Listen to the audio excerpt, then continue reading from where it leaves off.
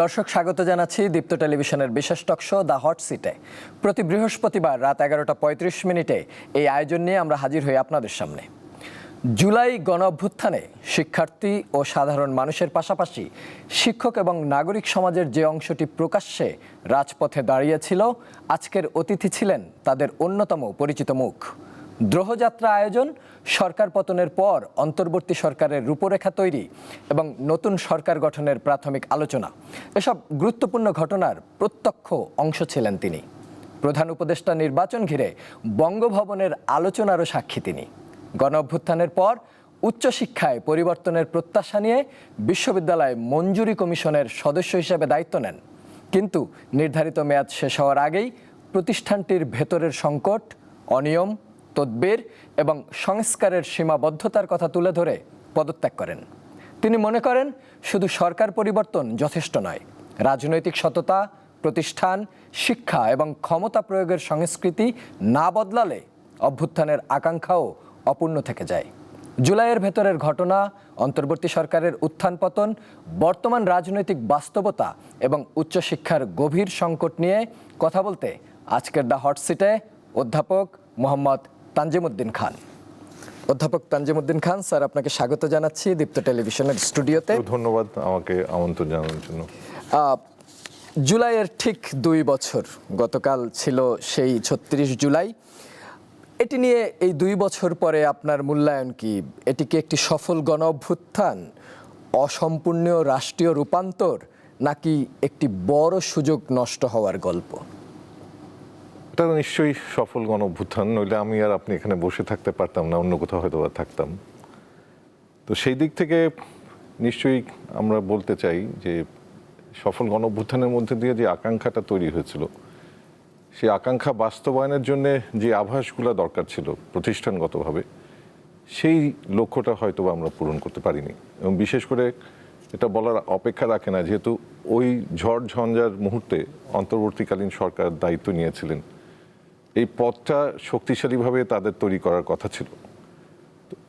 অনেক ক্ষেত্রে সফল হয়েছেন, কিন্তু আকাঙ্ক্ষা পূরণের দিক থেকে আসলে এই 15-16 বছরের যে জঞ্জাল, এবং এটা 15-16 বছর না, অতীতেরও যে জঞ্জাল, সেগুলো তো আসলে এত অল্প সময়ে অ্যাড্রেস করা সম্ভব না। কিন্তু প্রতিষ্ঠানগতভাবে যেই ছাপগুলো রেখে যাওয়া দরকার ছিল, সেই ছাপগুলো আসলে রেখে যাওয়া যায়নি। ইভেন যে সংস্কার কমিটিগুলো হয়েছে, কমিশনগুলো হয়েছে, তারা যেই সুপারিশগুলো দিয়েছেন সেগুলোও কিন্তু বাস্তবায়ন হয়নি। যার ফলে মনে হচ্ছে যে ওই সময় ওই পথ তৈরি করার চাইতে অন্য কোথাও কোথাও মনোযোগটা অনেক বেশি চলে গেছিল, যার জন্য আকাঙ্ক্ষার দিক থেকে দেখলে বাস্তবতা এবং আকাঙ্ক্ষার ফারাকটা অনেক বেশি হয়েছে। সরকার পতনই কি একটি গণ অভ্যুত্থানের সাফল্য, নাকি রাষ্ট্রের কাঠামো বদলানোই তার আসল পরীক্ষা? আমাদের আসলে এই গণ অভ্যুত্থানের মধ্য দিয়ে যে সরকারের পরিবর্তন, এটা কিন্তু আমাদের নতুন কিছু না। আমরা কিন্তু 1990-তে দেখেছি স্বৈরাচারের সাথে পতন হচ্ছে গণ অভ্যুত্থানের মধ্য দিয়ে। ইভেন আমরা 2007-8-এও আমরা আগস্ট বিদ্রোহের মধ্য থেকে দেখলাম যে ওই সরকারও সরে যেতে বাধ্য। কিন্তু মুশকিলটা হচ্ছে, যখন সরকার ফ্যাসিস্ট সরকার হোক কিংবা স্বৈরতান্ত্রিক সরকার হোক, যেভাবে আমরা চিহ্নিত করি না কেন, সেই আকাঙ্ক্ষাটা পরবর্তীতে রাজনৈতিক দলগুলো কেন জানি ধরে রাখতে পারে না। এবং বিশেষ করে বড় সংকটের জায়গা, এই স্বৈরতান্ত্রিক যখন রাষ্ট্র ব্যবস্থার বিকাশ ঘটে, প্রতিষ্ঠানগুলো অকার্যকর হয়ে যায় এবং দেখা যায় প্রতিষ্ঠানগুলো এক ব্যক্তি কেন্দ্রিক হয়ে গেছে। গত সময় আমরা দেখেছি যে সব কিছু প্রধানমন্ত্রীর কার্যালয়মুখী, অন্য কোনো মন্ত্রণালয় যে এক্সিস্ট করে এটাই বোধহয় আমরা জানতাম না। এবং মন্ত্রীরাও বলতেন যে প্রধানমন্ত্রী 24 ঘন্টায় জেগে থাকে। এগুলো সিমটম হচ্ছে কিন্তু স্বৈরতন্ত্রের।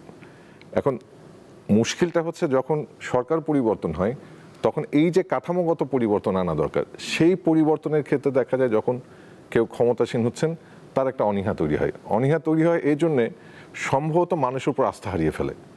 এবং মুশকিলটা হয় এই কাঠামোর মধ্য দিয়ে একটা তোষামোদী গোষ্ঠী খুব শক্তিশালী আকার ধারণ করে। এবং আমাদের নেতৃত্বের এই দুর্বলতা আছে, তোষামোদী গোষ্ঠীকে দূরে সরিয়ে সত্যিকারের মানুষগুলোকে সামনে আনা এবং সঠিক মানুষকে সঠিক স্থানে আনা, প্রতিষ্ঠানগুলোকে কার্যকর করা। ওনারাও বোধহয় একটা পর্যায়ে খুব আনন্দ পান যখন ব্যক্তি বন্দনা শুরু হয়। ওই জায়গা থেকে বের হওয়ার প্রবণতাটা কেন জানি ক্ষমতাসীন হওয়ার পর আর থাকে না। শিক্ষার্থীদের আন্দোলন থেকে গণ অভ্যুত্থান, কোটা সংস্কারের আন্দোলন, সেটা খুব দ্রুতই এক দফায় পৌঁছে যায়। কোন মুহূর্তে আপনি বুঝেছিলেন যে এটি আর শিক্ষার্থীদের শুধু কোটার দাবি নয়, এটি সরকার পরিবর্তনের আন্দোলনেই রূপ নিচ্ছে? এইটা আমার যেহেতু একটা অভিজ্ঞতা আছে গণঅভ্যুত্থান, বিশেষ করে 90 দশকের এরশাদ বিরোধী আন্দোলনে সরাসরি অংশগ্রহণের, এবং একেবারে রাজপথে তখনও ছিলাম, তখন কলেজে পড়তাম, কিন্তু সংগঠনগতভাবে যেহেতু আমার সংশ্লিষ্টতা ছিল, সেই কারণে সেই সময়ের অভিজ্ঞতা যে বিশেষ করে এই ধরনের মুভমেন্টে যখন নারীরা নেমে আসে, বাবা মা নেমে আসে, তখন ওই মুভমেন্টকে কন্টেন করাটা কিন্তু সহজ আর হয় না। এবং এবারও ইনফ্যাক্ট বিশেষ করে রোকেয়া হল, শামসুন্নাহার হল, ইডেন কলেজ থেকে যখন স্টুডেন্টরা বের হয়ে আসলো 15 জুলাই, আপনার নিশ্চয়ই মনে আছে, যখন রাজাকারের বাচ্চা মানে এই গালিটা কোট আনকোট, তখন কিন্তু এই যে বের হয়ে আসার ওই অভিজ্ঞতা থেকে আমিও তখন রাস্তায় ছিলাম। বাড়ি ফেরার পর আমার স্ত্রীকে বললাম যে এই সরকারের টিকিট থাকা সম্ভব না, এবং পরে ও আমাকে বললো যে তুমি আগে কিভাবে অনুধাবন করেছিলাম। এটা মূলত ওই অভিজ্ঞতাটা, যেখানে বিশেষ করে নারীদের অংশগ্রহণটা যখন বাড়ে, তখন আসলে এইটাকে কন্টেন্ট করা খুব সহজ হয় না, এবং পতনটা অনেক ক্ষেত্রে অবশ্যম্ভাবী হয়ে যায়। এবং রাষ্ট্রীয় যে সহিংসতা বা রাষ্ট্রের পক্ষ থেকে যে আন্দোলন দমন, এটা কি আসলে দমন করতে গিয়ে সাধারণ মানুষকেই আন্দোলনে সম্পৃক্ত করে ফেলা? নিশ্চিতভাবে, কারণ এটা কিন্তু একটু খেয়াল করে দেখেন যে কোটা সংস্কার আন্দোলনটা আমরা 2018-তে তার একটা চরম প্রকাশ দেখেছিলাম। ওর পরবর্তী কিন্তু নিরাপদ সড়ক আন্দোলনও আমরা দেখলাম, এবং এর মধ্য দিয়ে কিন্তু সরকারের মধ্যে এক ধরনের অতিরিক্ত আত্মবিশ্বাস তৈরি হয়েছিল যে এই ধরনের আন্দোলনকে কন্টেন করা খুব সহজ, এরকম একটা মানে মনোজগৎ তাদের তৈরি হয়েছিল।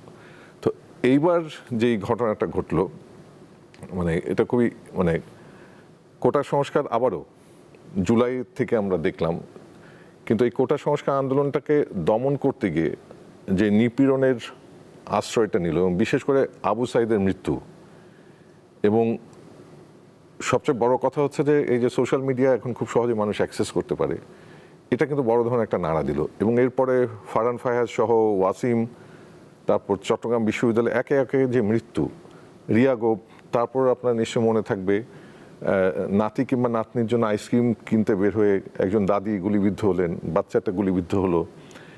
এগুলো ঘরের ভিতর বসে আছেন, জানালার ভিতর গুলি ঢুকে গেল, উপর থেকে হেলিকপ্টার দিয়ে গুলি, এই সব কিছু মিলিয়ে সামগ্রিকভাবে মানুষ নিরাপত্তাহীনতা বোধ করতে শুরু করলো। এবং আমি শাহবাগে একটা সমাবেশে আমি এক সময় কিছুদিন ব্যাংকে ছিলাম, আমার ব্যাংকের কলিগ যিনি উচ্চপদস্থ কর্পোরেট কর্মকর্তা, তাকেও কিন্তু আমি এখানে অংশগ্রহণ করতে দেখলাম ওই বোধ থেকে যে আমরা কেউ নিরাপদ না।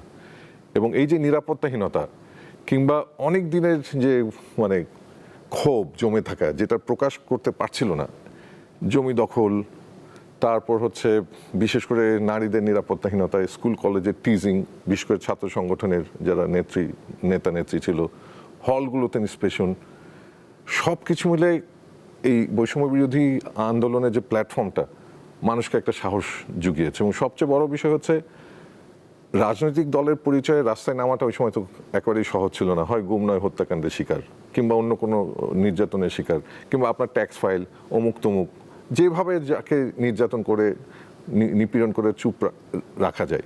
তো সেই জায়গায় এই যে গদবাঁধা রাজনৈতিক দলের বাইরে গিয়ে যে একটা নেতৃত্ব তৈরি হলো, সেই জায়গায় মানুষ কিন্তু মনে করলো যে এই জায়গাটা আস্থা রাখা যায়, এবং সেটার ভিত্তিতেই কিন্তু আমরা দেখলাম একটা বড় ধরনের পরিবর্তন আসলো। এবং এই পরিবর্তনটা দিনের শেষে শুধুমাত্র কোটা সংস্কারে আসলে সীমাবদ্ধ থাকলো না, দিনের শেষে রাষ্ট্র সংস্কারটা গুরুত্বপূর্ণ হয়ে গেল।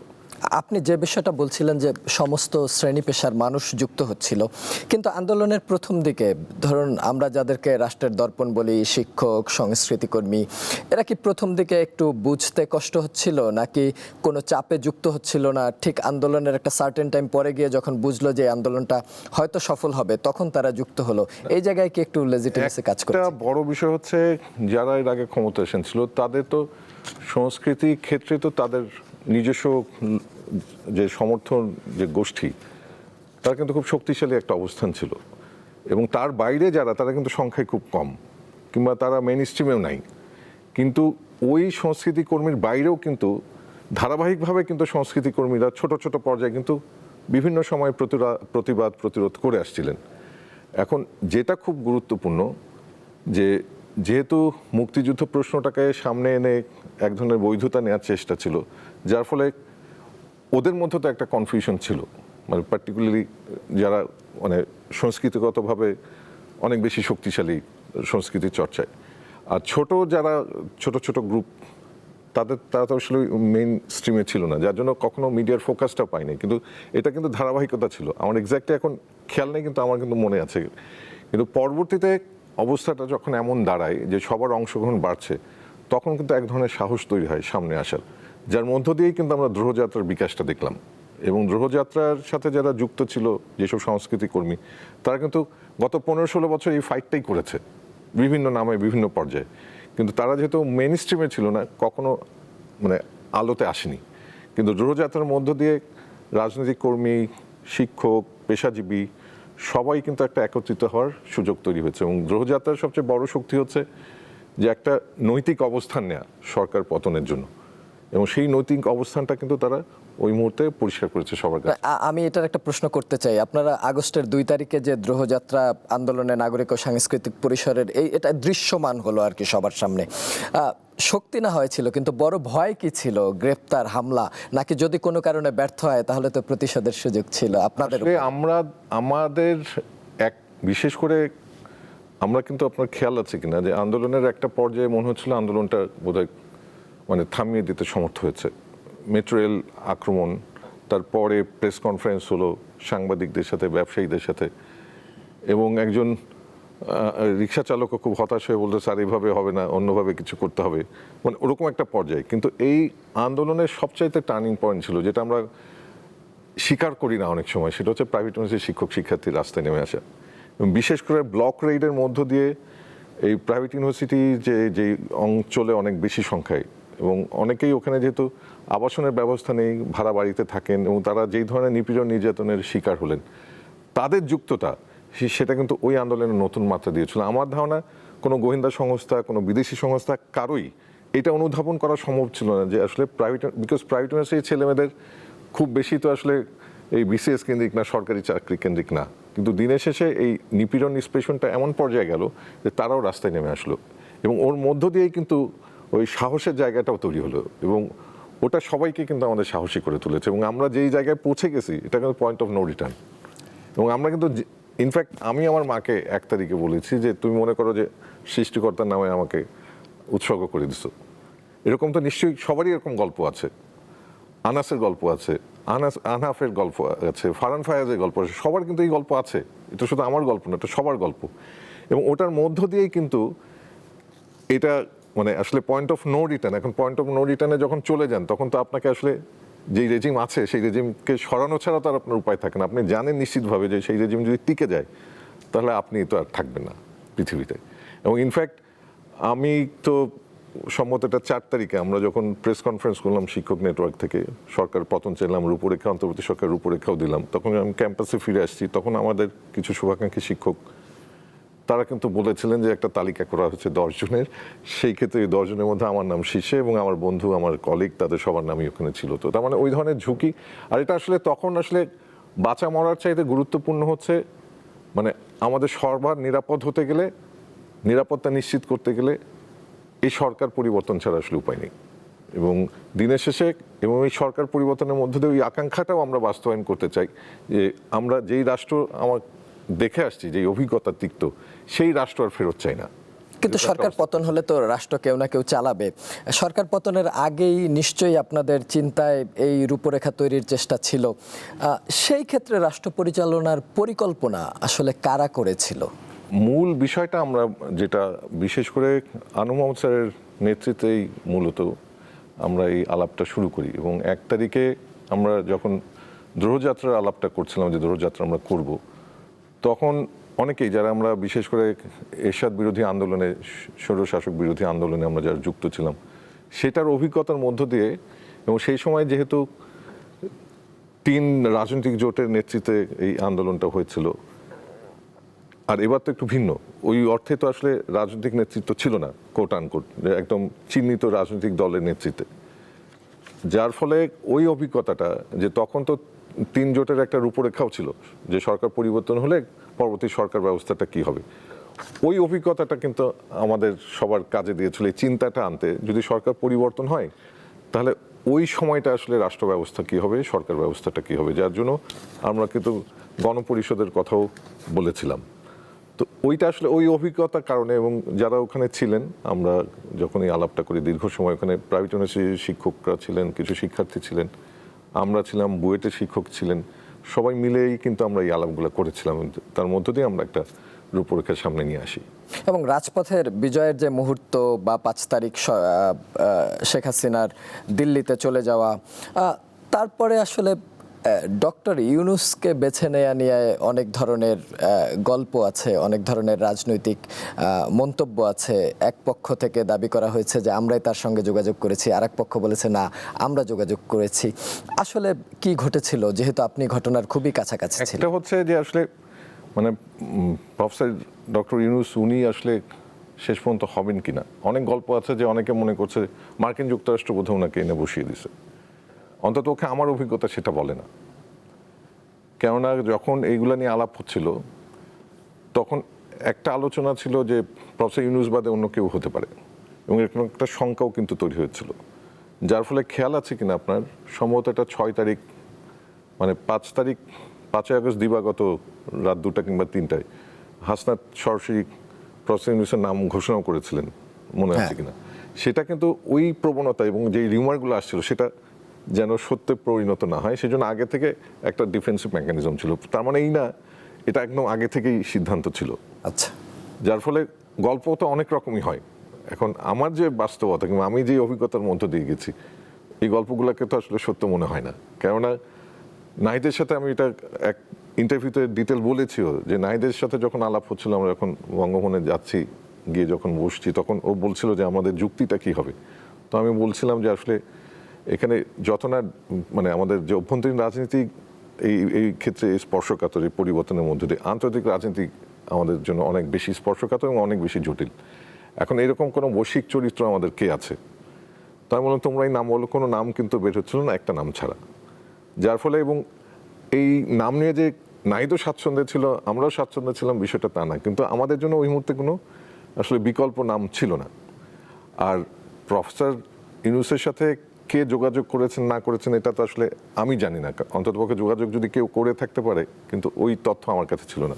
রাজপথের একটি আন্দোলন, গণমানুষের একটি আন্দোলন, শেষ পর্যন্ত আপনারা একটা সাংবিধানিক কাঠামোতে বঙ্গভবনে ঢুকে গেলেন। কি হলো, গণ আন্দোলন কি শেষ পর্যন্ত এই জায়গাটিতেই শেষ হয়ে গেল? ওই মুহূর্তে আমার কাছে মনে হচ্ছে বিকল্প চিন্তাগুলো খুব মাথায় কাজ করেনি। ব্যক্তিগতভাবে এই বঙ্গভবনে যাওয়া নিয়ে আমার নিজের ব্যক্তিগতভাবে আমি আসলে খুব স্বাচ্ছন্দ্য ছিল না। বিকজ মানে আমি যখন বঙ্গভবনে যাচ্ছি, আমি আসলে ওই রাষ্ট্রপতির অধীনেই কিন্তু চলে যাচ্ছি, কিংবা আমাদের যারা আর্মড ফোর্সেসের প্রধান আছেন তাদের বলয়ের মধ্যেই চলে যাচ্ছি। তো যার ফলে এটা খুব মানে সুখকর ছিল না। কিন্তু ওই সময় হয়তোবা যেহেতু বৈষম্য বিরোধী ছাত্র আন্দোলন এটার নেতৃত্বে ছিল, তাদের হয়তোবা মনে হচ্ছে যে এটা তাদের জন্য একটা নিরাপত্তা দেবে, এবং বিশেষ করে সংবিধানের যেই ধারারটা গুরুত্বপূর্ণ ছিল এই বঙ্গভবনে যাওয়ার জন্য, ওরা মনে করছিল এটা তাদের জন্য ভবিষ্যৎ নিরাপত্তা দেবে। কিন্তু আমার যুক্তিটা ছিল যাদের পতন ঘটলো তারা যদি ফিরে আসে, আমি সংবিধানের মধ্যে থাকি কিংবা না থাকি এটা কিন্তু কোনো পার্থক্য তৈরি করবে না।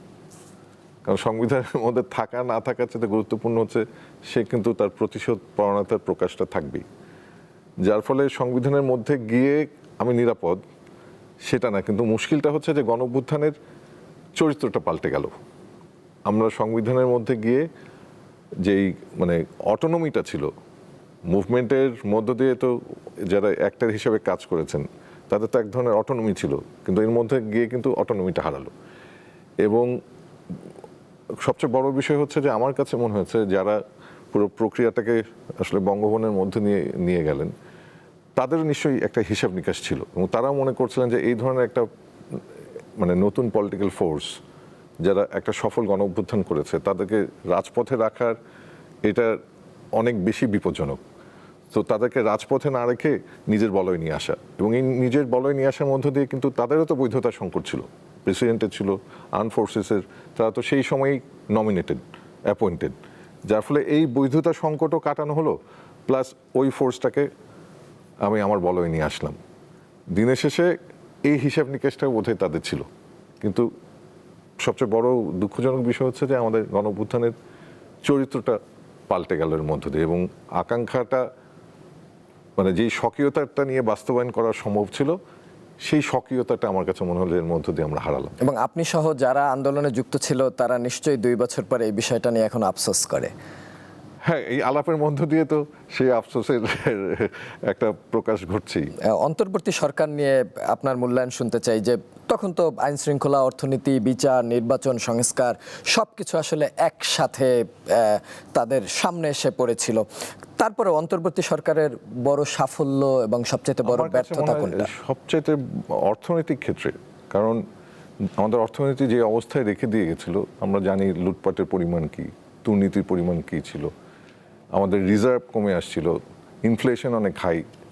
সেই দিক থেকে অর্থনীতিকে স্থিতিশীল করার ক্ষেত্রে একটা চেষ্টা ছিল, এবং তারপর এডুকেশন সেক্টরেও কিছু কিছু ক্ষেত্রে কিছু সফলতা ছিল।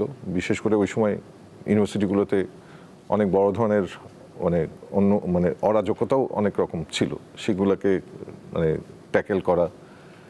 কিন্তু আইন ও শৃঙ্খলার দিকে আমার কাছে মনে হয় যেটা সবচেয়ে গুরুত্বপূর্ণ ছিল, যেটা মানুষের প্রতিদিনের অভিজ্ঞতা, সেই জায়গাটা কেন জানি মনোযোগ কম ছিল। এবং সবচেয়ে দুঃখজনক হচ্ছে মানে একটা অন্তর্বর্তী সরকার গণঅভ্যুত্থানের মধ্য দিয়ে গঠিত হলো, কিন্তু একটা যারা হত্যাকাণ্ডের শিকার হয়েছে তাদের একটা সঠিক তালিকা প্রস্তুত করা গেল না, যারা আহত হয়েছে তাদের সঠিক তালিকা, তাদের নিরাপত্তা নিশ্চিত করা, তাদের পুনর্বাসন, সেটা করা গেল না।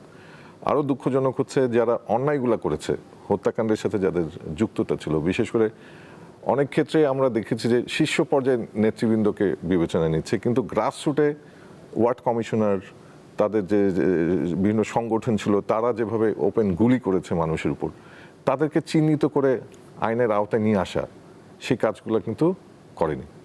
এবং এই আইন শৃঙ্খলাকে গুরুত্ব না দেওয়ার কারণে আমরা মবের উত্থান দেখেছি, যেই মব আসলে বাংলাদেশের রাজনৈতিক সংস্কৃতিতে আরেকটা ঝুঁকিপূর্ণ অবস্থায় ঠেলে দিয়েছে। ঠিক একইভাবে আমরা দেখেছি নারীদের উপর সময় সময়ে আক্রমণ হচ্ছে, মাজারে আক্রমণ, ভিন্ন চিন্তার মানুষের উপর আক্রমণ। আমরা ময়মনসিংহে আমরা দেখেছি মানুষকে পুড়িয়ে মারতে। আমরা দেখলাম হচ্ছে এই যে তোফাজ্জল, তাকে পিটিয়ে হত্যা করা হলো। এই সব কিছু কিন্তু আসলে এক ধরনের যে মানে সামাজিক অস্থিরতা, নিরাপত্তাহীনতা, সেগুলোকে কেন জানি মানে আমরা ওইভাবে নিয়ন্ত্রণ করতে ওই সময় যারা অন্তর্বর্তী সরকার ছিলেন তারা কিন্তু পারলেন না। এবং বিশেষ করে ধরেন এই যে মব নিয়ে যে সরকারের তরফ থেকে যে স্টেটমেন্টগুলো আসছে, ইভেন প্রেস সেক্রেটারি যে স্টেটমেন্টগুলো দিয়েছেন, এখন আপনি আপনার একটা রাজনৈতিক বিশ্বাস থেকে কিংবা অন্য কোনো মতাদর্শী কারণে কিংবা অন্য কোনো কারণে আপনার এটার প্রতি সফট কর্নার থাকতেই পারে, কিন্তু বিং এ মানে পাবলিক পারসন যে স্টেটমেন্টগুলো দিয়েছেন সেগুলো তো এই ধরনের অন্যায়কে অনেক ক্ষেত্রে উৎসাহিত করেছে। এবং শেষ পর্যন্ত আমরা পত্রিকা অফিসে আক্রমণ হতে দেখলাম, এবং সেই ক্ষেত্রে সরকারের যেই ধরনের ভূমিকা থাকা উচিত ছিল থাকলো না। আমরা বুলডোজার নিয়ে দেখলাম এক ধরনের নতুন রাজনীতি তৈরি হলো। এগুলো গণঅভ্যুত্থানের পরে কিছু পরিবর্তনের মধ্য দিয়ে এবং কিছু অস্থিরতার মধ্যে দিয়ে আমরা যাই, কিন্তু সরকারের তরফ থেকে এসব ব্যাপারে একটা সুস্পষ্ট অবস্থান নিশ্চিত করা, সেই জায়গাগুলো সরকারের দুর্বলতা ছিল। এবং যার ফলে এই সরকার নিয়ে অনেক ধরনের পারসেপশন তৈরি হচ্ছে যে এই সরকার বোধহয় বিশেষ কোনো গোষ্ঠীর প্রতি অনেক বেশি সফট, কিংবা মানে তাদের প্রতি বোধহয় অনেক বেশি দায়বদ্ধ। এইগুলো দিনের শেষে মানে কিছু তাদের ভাবমূর্তি সংকটের মধ্যে ফেলে দিয়েছে।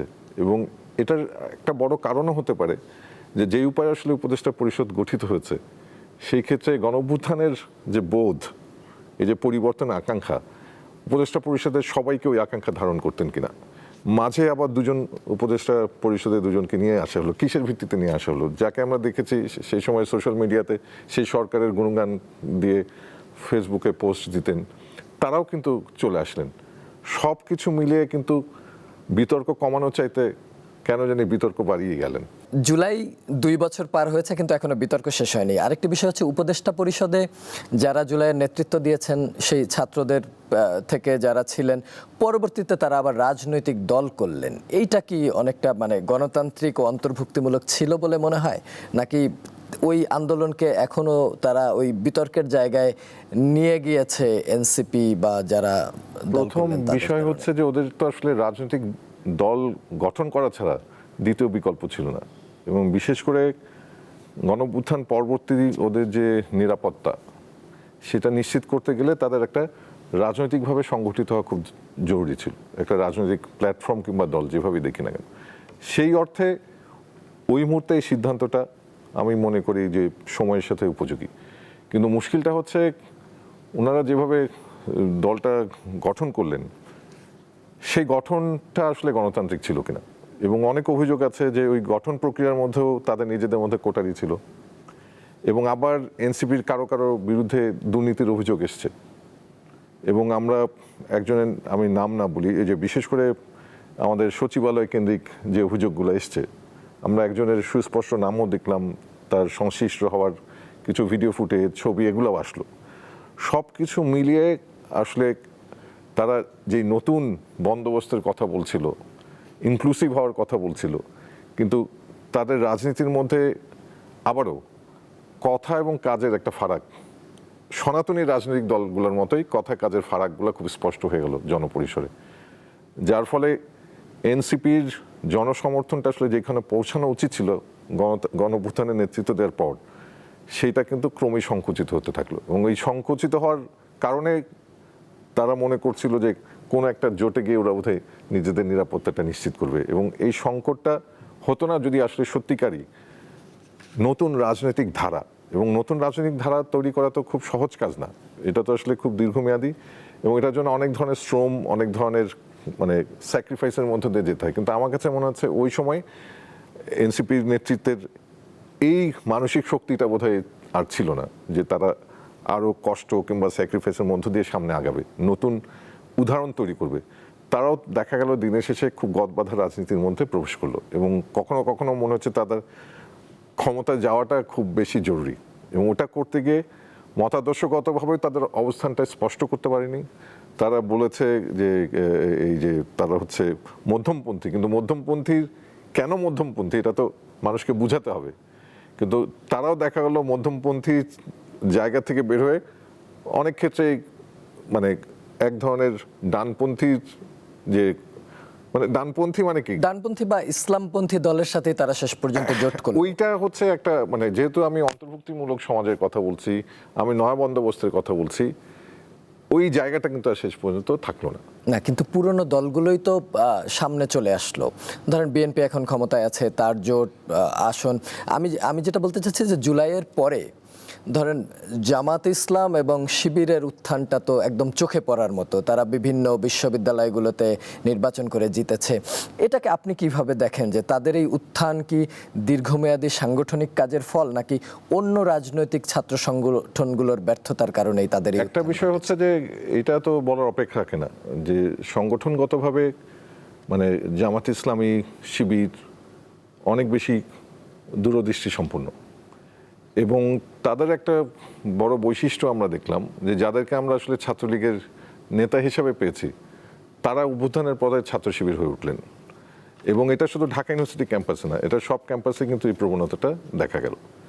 এবং ওই সময়ে বিশেষ করে বিশ্ববিদ্যালয়গুলোতে যেসব প্রশাসন এসেছিলেন তাদের একটা বড় অংশ কিন্তু জামাত ইসলামের মতাদর্শের অনুসারী ছিলেন। আমরা এখন সেগুলো কিন্তু দেখছি যে যারা নিজেদেরকে নিরপেক্ষ দাবি করছিলেন কিন্তু তারা দিনের শেষে একটা নির্দিষ্ট মতাদর্শেরই অনুসারী ছিলেন। ওই দলীয় বৃত্ত থেকে কিন্তু বিশ্ববিদ্যালয়গুলো বের হতে পারেনি। তো যার ফলে প্রশাসনের একটা সফট কর্নার ছিল।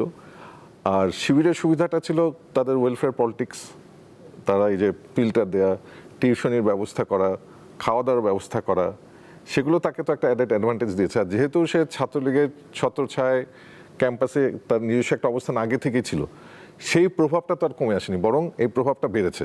এবং বিশেষ করে সোশ্যাল মিডিয়াতে জামাতের যে ক্যাম্পেইন সেটা খুবই শক্তিশালী ছিল এবং অর্গানাইজ ছিল, এবং যার জন্য এরকম একটা মানে ভাইব তৈরি করতে পেরেছে যে তারা হচ্ছে ওই দিক থেকে অনেক বেশি প্রভাবশালী এবং হয়তোবা ক্ষমতায় চলে আসছে। এখন যখন কেউ মনে করে ক্ষমতায় চলে আসছে তার দিকে সবার ঝুঁকে পড়ার প্রবণতা খুব স্বাভাবিকভাবেই শক্তিশালী হয় এবং সেই সুবিধাটুকু তো নিয়েছেন। আর অন্যদিকে অন্য ছাত্র সংগঠনগুলোর এই প্রস্তুতিটা ছিল না। আর আমরা যদি এখন ছাত্র দলের কথা বলি, ছাত্র দলের একটা দুর্নাম, পুরনো দুর্নাম, এবং এই ক্যাম্পেইনটা কিন্তু শিবির খুব সফলভাবে করেছে অনলাইন মিডিয়াতে। কিন্তু তার পাল্টা ক্যাম্পেইন হিসেবে, এবং যেহেতু ওদের একটা সুবিধা ছিল যে ক্যাম্পাসেই তারা তাদের অবস্থান, কিন্তু ছাত্রদলে তো ক্যাম্পাসে আসলে ওই অবস্থান ছিল না। অন্য ছাত্র সংগঠনগুলোর আবার সংগঠনগতভাবে আর্থিকভাবে অতটা শক্তিশালীও না যে প্রভাব বিস্তার করতে হবে। একটা বড় বিষয় হচ্ছে যে পাবলিক ইউনিভার্সিটির এখন একটা বড় ধরনের সোশিওলজিক্যাল পরিবর্তনের মধ্য দিয়ে কিন্তু যাচ্ছে, এবং বিশেষ করে আর্টস সোশ্যাল সায়েন্সে যারা পড়ছে একটু মানে, এবং আর্টস সোশ্যাল সায়েন্স এখন মূলত রুরাল এরিয়াতে, এবং আপনি যদি ডিভিশনাল সিটিতে যান, ডিভিশনাল সিটিতেও দেখবেন কলেজগুলোতে এখন আর্টস অফার করা হয় না, সোশ্যাল সায়েন্স অফার করে না, বিজনেস এবং সায়েন্স। যার জন্য যারা একটু রুরাল ব্যাকগ্রাউন্ড কিংবা আর্থিক দিক থেকে অতটা শক্তিশালী না, তারা কিন্তু এখন পাবলিক ইউনিভার্সিটিতে যারা যে ছাত্র সংখ্যা এই ধরনের যে যারা আসছে তাদের সংখ্যা কিন্তু বেড়েছে, যার ফলে তাদের অর্থনৈতিক চাহিদাটা, স্ট্রাগলটা অনেক বেশি। সেই জায়গায় কিন্তু শিবির অ্যাড্রেস করেছে।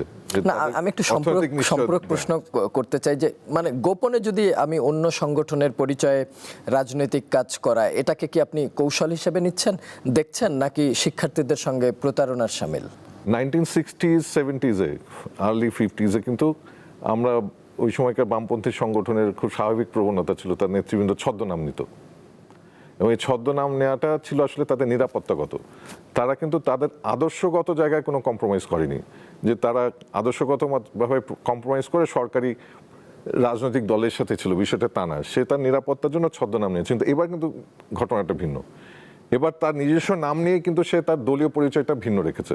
তার মানে আমি এক মতাদর্শ বিশ্বাস করছি, এক মতাদর্শ আমি চর্চা করছি, কিন্তু আমি আরেক মতাদর্শ যেটা আমার বিপরীত, তার মধ্যে আমি থাকছি। এইটা তো আসলে, এই বৈপরীত্য তো অনৈতিক, এবং বাংলাদেশের রাজনীতির সমস্যাই তো হচ্ছে অনৈতিকতা, কথা এবং কাজের ফারাক। আমরা তো সেইটারই পুনরুৎপাদনের মধ্য দিয়ে দেখলাম, যার ফলে এইটা তো আমি মনে করি বাংলাদেশের রাজনীতির মধ্যে যে পরিবর্তনটা আদর্শিকভাবে আসা উচিত, সেই পরিবর্তন না আসার পিছনে এগুলো একটা কারণ, এবং এটা তো আসলে কখনোই গ্রহণযোগ্য না। কারণ, এবং আরও মুশকিলটা হচ্ছে যে এই ছাত্রলীগের হেলমেট পরে তাদের কেউ কেউ তো মারামারি করেছে, নির্যাতন করেছে। এখন এই ধরনের মানসিকতা যার আছে, এখন সে যখন ওই দলটা যখন থাকছে না, সে কি অল অন এ সাডেন ওই জায়গা থেকে বের হয়ে খুবই মতাদর্শিক হয়ে উঠছে, খুবই সুবোধ হয়ে উঠছে, বিষয়টা তা না। তার মানে ওই ঝুঁকিটা কিন্তু থেকেই যায়, এবং এইটা কোনো সুস্থ রাজনৈতিক চর্চা আমার কাছে মনে হয় না। বাংলাদেশের রাজনীতিতে আগে রাজনৈতিক যে সমাজ, এখানে বেশ কিছু মেরুকরণ ছিল, আমরা যেটা বলতাম যে মুক্তিযুদ্ধের পক্ষ, মুক্তিযুদ্ধের বিপক্ষ, কিন্তু এই পরিচয় তো এখন নতুন করে আরও ভাগ হয়েছে। কেউ ধর্মপরায়ণ, কেউ ধর্মবিদ্বেষী, কেউ ভারতপন্থী, কেউ পাকিস্তানপন্থী। এই যে নতুন ধরনের বিভাজনের যে দৃশ্য আমরা দেখছি, এটা কি কর্তৃত্ববাদী মেরুকরণ থেকে বের হয়ে আরেক ধরনের পরিচয়ের মেরুকরণ ঢুকে পড়ছে? এইটা হচ্ছে আমাদের যে কর্তৃত্ববাদী রাজনৈতিক সংস্কৃতি যেটা ছিল, সেটার যে আমরা আসলে থামাতে পারলাম না, সেটাই আবার পুনরুৎপাদিত হয়েছে ভিন্ন নামে। এবং এই যে আসলে এই যে ট্যাগিং, আগে একরকম ট্যাগিং ছিল যে আমার কথা পছন্দ না হলে সে রাজাকার, কোট আনকোট। এখন আমার কথা না পছন্দ হলেই উনি ডলার খেকো, উনি নাস্তিক, উনি লাল বদর। এবং এই জায়গায় কিন্তু আবার যারা লাল বদর বলছে, যারা নাস্তিক বলছে, যারা অমুক বলছে, ওই জায়গায় আবার সবাই এক হয়ে যাচ্ছে। এখন একটা সার্টেন মানুষগুলোর প্রতি এই ধরনের একটা প্রবণতা তৈরি হচ্ছে। তার মধ্য দিয়ে কিন্তু আমরা 5ই আগস্টের যে শিক্ষাটা ছিল, যে অন্তর্ভুক্তিমূলক, আমরা কিন্তু সেই জায়গা থেকে আমরা আসলে বের হয়ে আসলাম। এবং আবারও আমরা এখন রাজাকার বনাম যোদ্ধা নাই, কিন্তু এখন হয়ে গেছে কে ধর্মপরায়ণ, কে ধর্মপরায়ণ না, কিংবা কে নাস্তিক, কে আস্তিক, এবং এক ধরনের বিদ্বেষ, ঘৃণা, সেটা আবারও এই, এবং এইটা কিন্তু ওই মানসিকতা থেকে রাজনৈতিক আধিপত্য বিস্তার করা, এবং রাজনৈতিক আধিপত্য বিস্তার করতে গেলে এই বিভক্তিটা খুব জরুরি, বিভেদটা খুব জরুরি। এবং এই বিভক্তির মধ্য দিয়ে আসলে জুলাইয়ের ঐক্য, জুলাইয়ের যে স্পিরিট, এবং 5ই আগস্টের যে বিউটিটা ছিল ওই সময়, যে সকল মানুষ, সব চিন্তা, সব ধর্মের, সব পোশাকের মানুষ কিন্তু আমরা একত্রিত হয়েছিলাম। এবং আমার কাছে মনে হয় যে যখন বিপদগ্রস্ত থাকি সবাই এক হলাম, যখন বিপদ কেটে গেছে আবারও নিজের আধিপত্য তৈরিতে ব্যস্ত হয়ে গেলাম। এবং এটার ঝুঁকিটা কিন্তু অনেক বেশি। এবং এতে হচ্ছে যে পতিত সরকার, যার নেতৃবৃন্দরা এখন দেশের বাইরে খুব আরামায়েশে আছেন, তারা কিন্তু খুব খুশি হচ্ছে এগুলো দেখে, এবং তাদের যারা সমর্থকরা তারাও কিন্তু এখন অনেক উঁচু স্বরে, আপনি দেখবেন ওদের সোশ্যাল মিডিয়াতে তাদের অবস্থান কিন্তু এখন যে কোনো সময় চাইতে শক্তিশালী হচ্ছে, এবং তার রিজনটাই হচ্ছে জুলাই ঐক্যটাকে ধরে না রেখে আমরা যে অনৈক্যটা তৈরি করছি নিজেদের ক্ষুদ্র স্বার্থ চিন্তা করে, তার মধ্য দিয়ে যে সবাই ঝুঁকি বাড়ছে এই ভাবনাটা আমরা কেউ করছি না। বর্তমান সরকার প্রায় 5 মাস হয়ে গেল তারা দায়িত্ব পালন করছে। এই সরকারের রাষ্ট্র সংস্কার, প্রতিষ্ঠান পুনর্গঠন, জবাবদিহিতার প্রশ্নে তারা জুলাইয়ের আকাঙ্ক্ষার আসলে কতটা কাছাকাছি আছে? জুলাইয়ের আকাঙ্ক্ষার কাছাকাছির ক্ষেত্রে খুব গুরুত্বপূর্ণ হচ্ছে যে আপনি যখন মন্ত্রী পরিষদ গঠন করলেন, সেই মন্ত্রী পরিষদে যাদেরকে আনছেন তারা আসলে জুলাইয়ের আকাঙ্ক্ষার সাথে একাত্মবোধ করছে কিনা। এখন আমি দেখেছি যে 5ই আগস্টের পরে একটা মজার শব্দ গুরুত্বপূর্ণ, আমি বঞ্চিত ছিলাম। আদৌ বঞ্চিত ছিলাম কিনা তা আমরা সবসময় বুঝতে পারি না, কিন্তু বঞ্চিত ছিলাম বলে এইটাকেই সামনে এনে দেখা যাচ্ছে কোনো পদ বাগিয়ে নেয়, কিংবা যে যে যে কথাটা বলছি যে জুলাই স্পিরিটটার মধ্য দিয়ে আসলে ওই বন্দনা করেন তোষামোদীর মানুষজন আর ক্যাবিনেটে থাকবে না। কিন্তু এই ক্যাবিনেট যে ফরমেশন হলো, সেই ফরমেশনের মধ্য দিয়ে এখন আমরা গত 5 মাসে দেখছি যে প্রধানমন্ত্রীর তরফ থেকে শীর্ষ পর্যায়ে আমরা দেখছি ওনার মধ্যে চেষ্টা আছে এবং অনেক আন্তরিক। বিশেষ করে আগে আমরা দেখতাম যখন আমাদের এই যারা সরকারি ক্ষমতায় থাকতেন তাদের রাজপথে চলাচল সবাই টের পেত, রাস্তা বন্ধ হয়ে গেল, ঘন্টার পর ঘন্টা আমরা ট্রাফিক জ্যামে, কিংবা আন্তরিকতা নেই, মানুষের সাথে দূরত্ব, সেই জায়গাটায় অনেক ক্ষেত্রেই সফল। এবং বেশ কিছু সিদ্ধান্ত আপনার এই যে ট্রাফিক জ্যাম কিংবা ওনাদের কিছু নিজস্ব প্রোগ্রাম, বিভিন্ন এই যে কৃষক কার্ড, ফ্যামিলি কার্ড, এগুলো চাহিদা তো সমাজে আছে, মানে অনেক বেশি ওয়েলফেয়ার ওরিয়েন্টেড পলিসি অ্যাডাপ্ট করা। তারপরে যে বিশেষ করে শিশুদেরকে নিয়ে এই যে নতুন কুড়ি আমরা দেখলাম, জেনারেশনকে সামনে নিয়ে যাওয়ার একটা চিন্তা করে, সেই জায়গায় যেগুলো আমার কাছে মনে হয় যে মোর ডেমনস্ট্রেটিভ মনোযোগটা সেটাই। কিন্তু পলিসি শিফট করা যেটা আসলে মূল আকাঙ্ক্ষা, যে প্রতিষ্ঠানগুলো কার্যকর থাকে না, ব্যক্তিকেন্দ্রিক হয়ে ওঠে, প্রতিষ্ঠানগত যে সংস্কার, প্রতিষ্ঠানকে কার্যকর করার জন্য প্রতিষ্ঠানের নর্মগুলোকে ফিরিয়ে আনা, সঠিক মানুষটাকে প্রতিষ্ঠানের দায়িত্ব দেয়া, সেই জায়গাটা মনে হয় যে আবার পুরনো সময়ের মধ্যেই আমরা তার একই রয়ে গেছে। তাহলে কি নেতা বদলেছে কিন্তু তদবির, টেন্ডার, পদ পদবীর ভাগাভাগি, দলীয় নিয়োগের সংস্কৃতি এগুলো কি বদলেছে? একেবারেই বদলেছে আমার মনে হয় না। এবং বেশ কিছু আমরা নিউজ রিপোর্টও কিন্তু দেখছি, এবং কখনো কখনো মন্ত্রীরা যেভাবে তোষামত শুরু করে দেন, ইভেন বিরোধী দলও সমালোচনা করতে গেলেও ওই যে আগে যেমন বলা হতো যে প্রধানমন্ত্রীকে ভুল বোঝানো হয়েছে, এই যে তোষামোদীর যে রাজনৈতিক সংস্কৃতি, বিরোধী দল হোক কিংবা সরকারি দল হোক, কেন জানি যারা খুব পাওয়ারফুল তাদেরকে প্রশ্ন করা, সরাসরি প্রশ্ন করা, সেই জায়গায় একটু ফাঁক রেখে নিজে একটা সেফ অ্যাপ্রোচ নিয়ে আগের মতোই, সেই রাজনৈতিক সংস্কৃতির পরিবর্তনটা আসলে দেখছি না। তো ওই জায়গার পরিবর্তনটাই তো আমরা আশা করছি, এবং যার জন্য প্রতিষ্ঠানগত সংস্কার, কাঠামোগত সংস্কার, এগুলো যে নজরটা দেওয়া উচিত সুচিন্তিতভাবে, সেই জায়গায় বোধহয় মনোযোগটা কম। সেই একই কারণে কি গণঅভ্যুত্থানের পর পরিবর্তনের প্রত্যাশা নিয়ে আপনি ইউজিসিতে যোগ দিয়েছিলেন? 4 বছর মেয়াদ আপনার কাজ করার কথা, কিন্তু 2 বছরেরও কম সময়ের মধ্যে আপনি পদত্যাগ করেছেন। এটা কি মানে ব্যক্তিগত পদত্যাগ, নাকি জুলাই পরবর্তী যে প্রাতিষ্ঠানিক সংস্কার করতে চেয়েছিলেন সেইখানে ব্যর্থ হওয়ার একটি রাজনৈতিক ঘোষণা? না, ব্যক্তিগত পদত্যাগ তো একেবারেই না।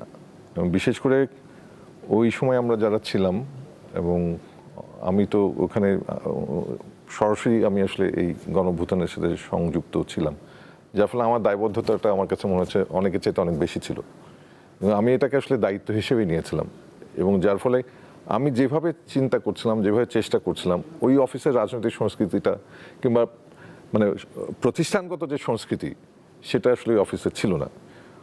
উপরন্তু কোনো কোনো সদস্য এসছেন রাজনৈতিক রেফারেন্সে, পলিটিক্যাল পার্টি রেফারেন্সে, জেলার রেফারেন্সে, কিন্তু আমি কাজ করতে গিয়ে দেখলাম আসলে জুলাই স্পিরিটের সাথে তার কাজকর্মের কোনো সম্পর্ক নেই, এবং দুর্নীতিগ্রস্ততা আছে, এবং ওই যে অন্যকে দুর্নীতিতে উৎসাহিত করার একটা প্রচেষ্টা আছে, কিন্তু দুর্নীতি মুক্ত করা প্রতিষ্ঠানকে দাঁড় করানো প্রতিষ্ঠান হিসেবে সেই জায়গাটায় কেন জানি একটা অনীহা। এবং আবারও অফিসে হচ্ছে রাজনৈতিক প্রভাব খাটানোর চেষ্টা করা, এবং যারা সেই সময় আগের সময়ে ব্যানার নিয়ে দাঁড়িয়েছে আগের রাজনৈতিক পরিচয়ে, তারা পরিবর্তন হয়ে গেল। তাদের যে অফিস রুমে যেই ছবিগুলো ছিল আগের রাজনৈতিক দলের নেতাদের, সেই নেতাদের ছবি নামিয়ে যে নেতা হবে সামনে, যিনি প্রধানমন্ত্রী হবেন, তার ছবি তার অফিসে টাঙিয়ে দেয়া, এবং ওই টাঙিয়ে দেওয়ার মধ্য দিয়ে অফিসে একটা শক্তিশালী প্রভাব তৈরি করা। এই সব কিছু মিলিয়ে, এবং বিশেষ করে আমি যেরকমটা মনে করছিলাম যে একটা, এবং ইভেন নির্বাচনের পরে আমি মনে করছিলাম যে নতুন যারা সরকারে আসলেন তারা নিশ্চয়ই জুলাইয়ের এই স্পিরিটটাকে ধারণ করবেন সবার মতোই, কিন্তু দেখলাম যে ওই প্রবণতার সিমটমগুলো নাই। তো আমি মনে করলাম যে এর মধ্যে থাকাটা আমার কাছে এটা আসলে না, বিশ্ববিদ্যালয় মঞ্জুরি কমিশনের মতো একটা জায়গায় যদি এই ধরনের চাপে থাকতে হয় বা দুর্নীতির আখড়ার মতো হয়ে যায়, তাহলে মানে আমাদের কোথায়, আমাদের দুর্নীতির পথ আক্রমণটা কোথায়? গুরুত্বপূর্ণ হচ্ছে, মানে সবচাইতে সংকটের জায়গা ছিল একটা প্রতিষ্ঠানের তো কিছু নর্ম আছে, প্রতিষ্ঠানকে দাঁড় করাতে গেলে সেই নর্মের প্র্যাকটিসগুলো খুব জরুরি। সেই নর্ম প্র্যাকটিস করার ক্ষেত্রে অনীহা ছিল, এবং বিশেষ করে ওখানে যারা পার্মানেন্ট অফিসার্স আছেন সেখানেও যোগ্য লোকের সংখ্যা খুব বেশি না।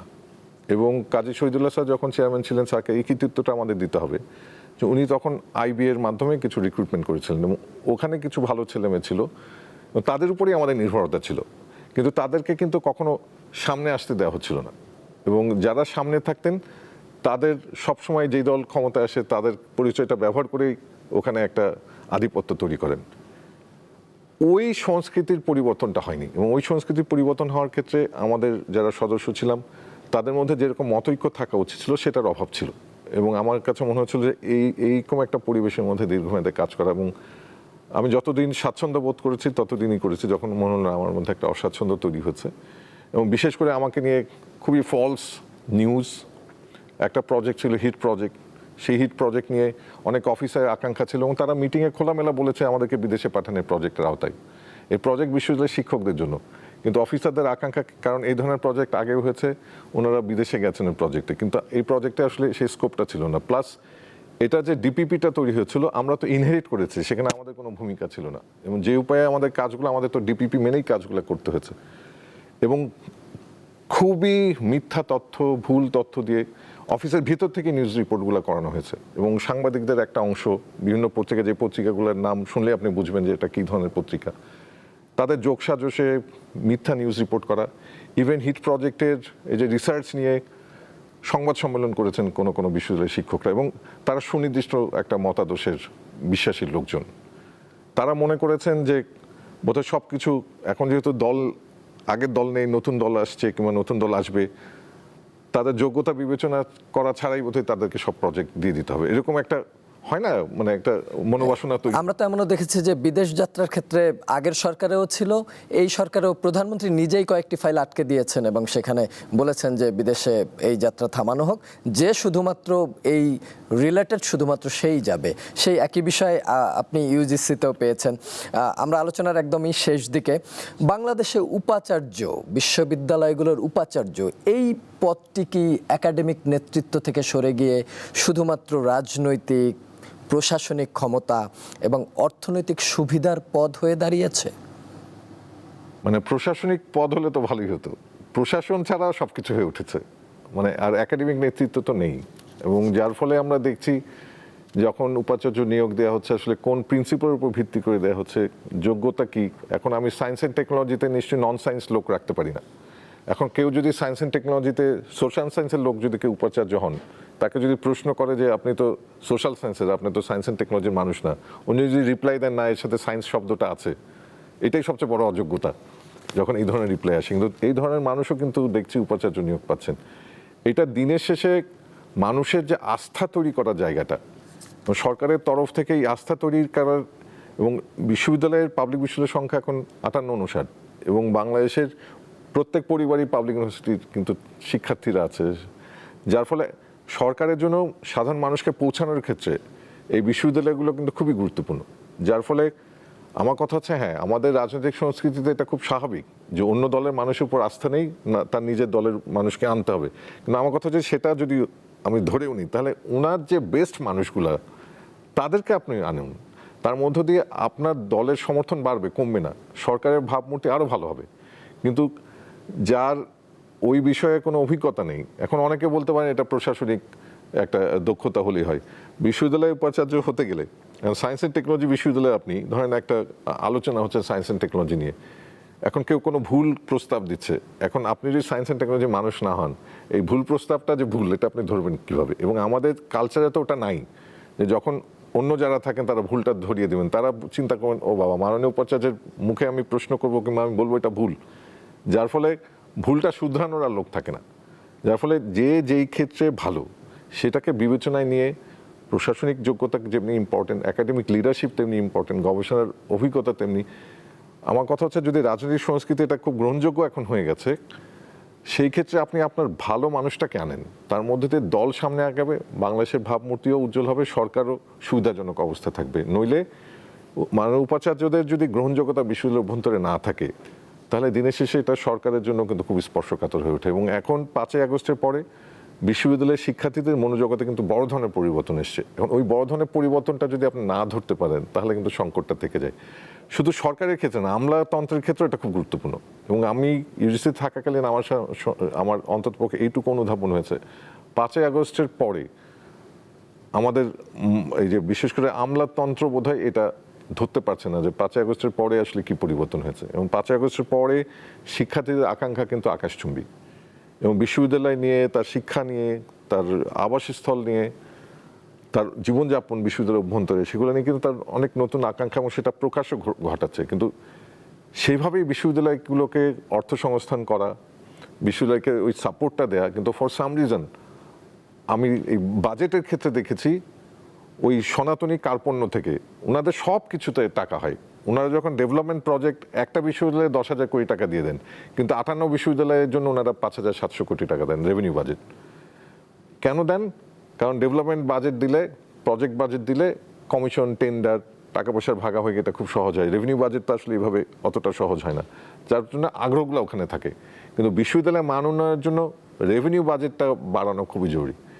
সেই জায়গাগুলোয় আমাদের মনে হচ্ছে আমলাতন্ত্রেরও সেই মনোযোগটা নাই। এবং বিশেষ করে মিনিস্টার অফ ফিন্যান্সের ক্ষেত্রে এই মানে আমরা যদি মনে করি যে 5ই আগস্ট একটা ওয়াটারশেড, একটা বড় ধরনের পরিবর্তনের মধ্যে দিয়ে গেছে, আমাদের চিন্তার জগতেও তো ওই পরিবর্তন আনতে হবে, আমার মনোজগতেও তো ওই পরিবর্তন আনতে হবে। কিন্তু ফর সাম রিজন আমরা আমাদের মগজে কোনো পরিবর্তন আসছে না। আমি একদম শেষ প্রশ্নটি করতে চাই যে জুলাইয়ে মানুষ তো শুধু একটি সরকার সরাতে না রাস্তায় নামেনি, নিশ্চয়ই ক্ষমতার চরিত্র তারা বদলাতে চেয়েছিল। 2 বছর পর আপনার কাছে সবচেয়ে বড় প্রশ্নটি কি, জুলাই কি রাষ্ট্রকে বদলাতে পেরেছে, নাকি রাষ্ট্রই জুলাইকে নিজের মতো করে বদলে ফেলেছে? জুলাই জায়গাতেই আছে। জুলাইয়ের আকাঙ্ক্ষা এটা সার্বজনীন আকাঙ্ক্ষা এবং সব সময়ের আকাঙ্ক্ষা, এবং রাষ্ট্র এই জুলাইয়ের আকাঙ্ক্ষাটাকে ধারণ করতে পারছে না অনেক ক্ষেত্রে।